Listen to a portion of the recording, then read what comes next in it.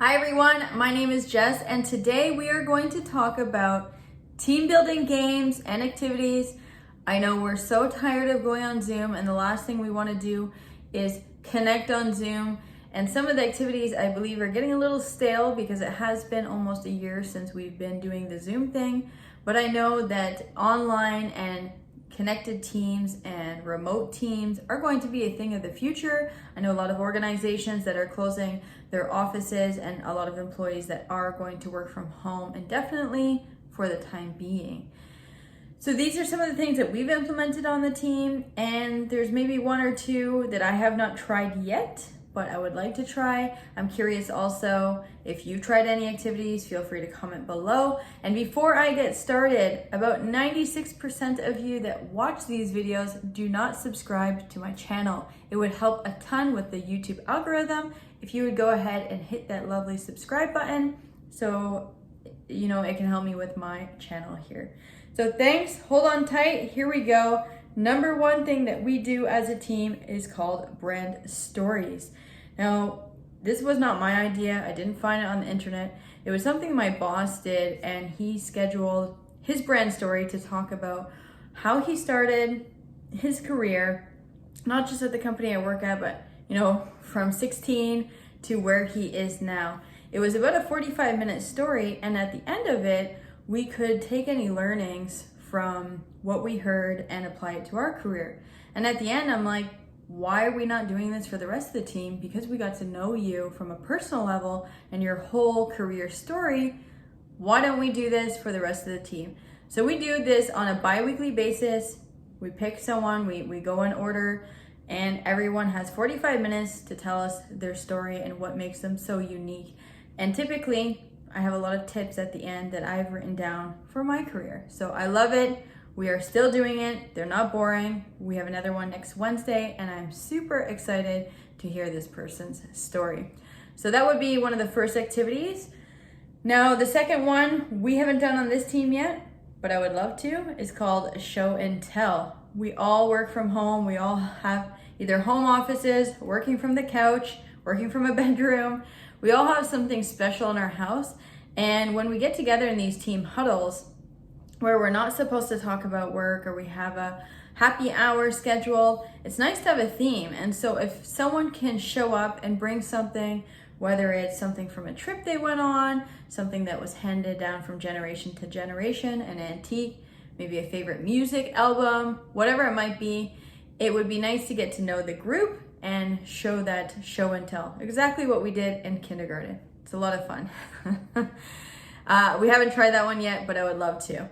One thing that we do almost on a monthly basis, the next one is trivia. So we use an application called Jackbox, which I will link below. I think Jackbox has about 7 or 8 different versions of their game, and we levitate towards the trivia. So we show it on Zoom, we share the screen, whether you have a tablet, a computer. I don't believe you can use your phone for this application, but the person that has Jackbox shows it up on Zoom, shares their screen, and everyone actually, all the participants, connect on their phone to answer the trivia question. Very similar to Kahoot. It is a lot of fun. We love it. We get to interact. We get to know who knows the most pointless trivia facts. And then there's a couple other games to get to know your colleagues. We love it. Again, it's called Jackbox. Highly recommend it. But the gotcha here, it is only good for about 8 people maximum. So if you have a bigger team, I would suggest using Kahoot.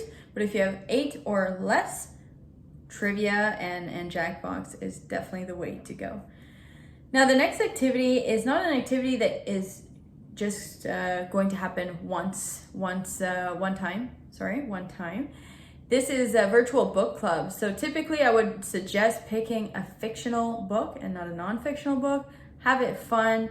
Have someone on the team pick, maybe someone that is not managing the team, someone on the team, and have them pick a book and maybe a short one, and every month get together and discuss the certain chapters that you agreed upon.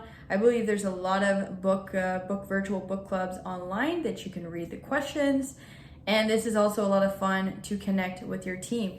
not even during the pandemic, but even after. And if you do want to get into it, you can absolutely do business books. It will help the team, great for career development.